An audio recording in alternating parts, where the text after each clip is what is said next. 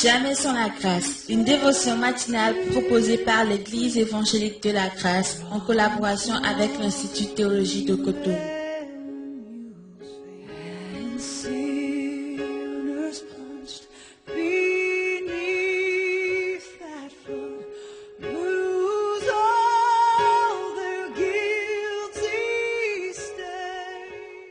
Bonjour chers amis, chers internautes, réel plaisir pour nous de vous avoir ce matin, nouvelle journée, nouvelle provision, bienvenue dans la dévotion de ce matin. Précieux Jésus, encore une fois, merci pour ton soutien, merci pour de ce que tu nous parles encore aujourd'hui. Tu es un Dieu vivant, tu es un communicateur, tu désires nous rencontrer, nous parler et tu parles tantôt d'une manière, tantôt d'une autre. Merci de le faire encore ce matin en ton nom précieux Jésus. Amen. Alors, chers amis, nous parlons justement de cette expression depuis lundi, cependant. L'homme fait des choix, il est exposé à des conséquences de son choix, mais nous avons, même si l'on récolte ce que l'on sème, nous avons l'Éternel qui désire nous faire grâce. Nous avons des principes, mais cependant, l'Éternel désire nous faire grâce. Là où le péché a abondé, la grâce a surabondé. L'Éternel désire nous faire grâce. C'est merveilleux, n'est-ce pas? C'est merveilleux. Donc, nous continuons et ce matin, j'aimerais, vous savez, on peut considérer l'histoire de Sarah. Sarah, vous savez, c'est la femme d'Abraham que à qui Dieu va faire une promesse merveilleuse à ce couple. Il est question d'Isaac, l'enfant qui naîtra, mais on voit que Sarah est avancée en âge. Elle est avancée en âge, ainsi que son mari Abraham. Mais dans Genèse chapitre 21, le verset 6, il dit ceci. Oh, Sarah dit, Dieu m'a fait un sujet de rire.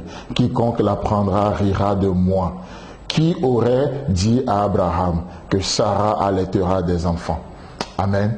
Donc ici, Sarah considère bien sûr le contexte. Sarah a déjà son enfant. La promesse est réalisée. La promesse est devenue une réalité. Et Sarah se dit, devant la réalisation de la promesse de Dieu, Dieu qui ne ment pas, ce Dieu qui tient à ses promesses, qu'est-ce que Sarah déclare? Il dit, mais Dieu a fait de moi un sujet de rire. Il a fait de moi un sujet de rire. Quiconque l'apprendra, il rira.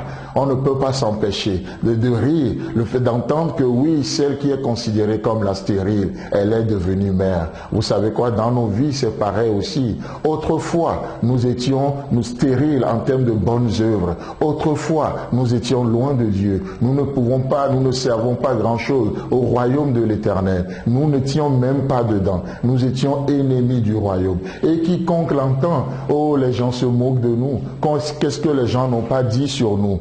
Mais vous savez quoi? Le verset 7, on est dans Genèse chapitre 21. Le verset 6, c'est ce qui se passe. Ça, c'est la réalité malheureuse de l'être humain. C'est la réalité malheureuse. C'est la réalité malheureuse de la vie. Donc, c'est ce que l'homme dit de nous. Mais laissez-moi vous dire que Dieu créera toujours un pendant pour nos ceux.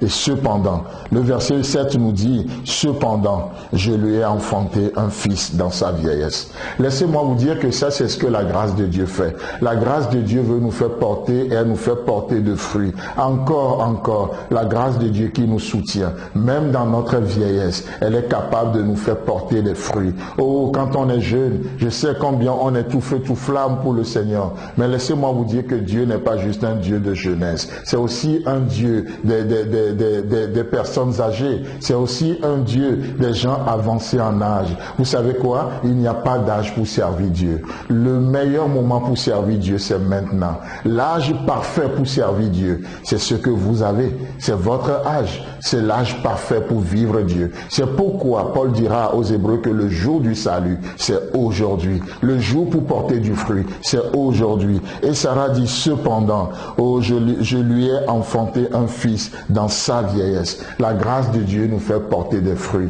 La grâce de Dieu nous amène de stérile qu'on était. La grâce de Dieu nous fait porter des fruits pour la gloire de Dieu. Comme Jésus l'a dit dans l'évangile selon Jean, il veut nous faire porter des fruits. Il veut nous fait porter beaucoup de fruits et des fruits qui demeurent. Voilà ce que la grâce de Dieu fait. Les fruits de la chair ne demeurent pas. La seule chose que l'homme a faite qui traversera l'éternité, c'est les traces des clous dans les mains de Jésus que nous allons voir un jour au ciel.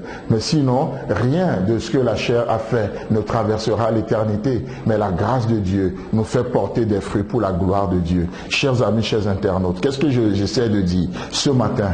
Laissez la grâce de Dieu vous envahir. Apprenez à recevoir de Dieu. Recevez votre habileté de Dieu, votre capacité de Dieu. Et laissez-moi vous dire que c'est ainsi que vous pouvez porter des fruits à la gloire de Dieu. Et Dieu sera honoré, Dieu sera glorifié. Que Dieu vous bénisse et Dieu voulant, on se retrouve demain. Si vous avez aimé cette dévotion, parlez-en à vos amis. Parlez-leur du message de la grâce et de ce qu'il fait en vous. Pour un sujet de prière, une question ou plus d'informations, contactez-nous. Téléphone 64 88 35 87 ou 96 42 69 05 ou par WhatsApp au 94 75 81.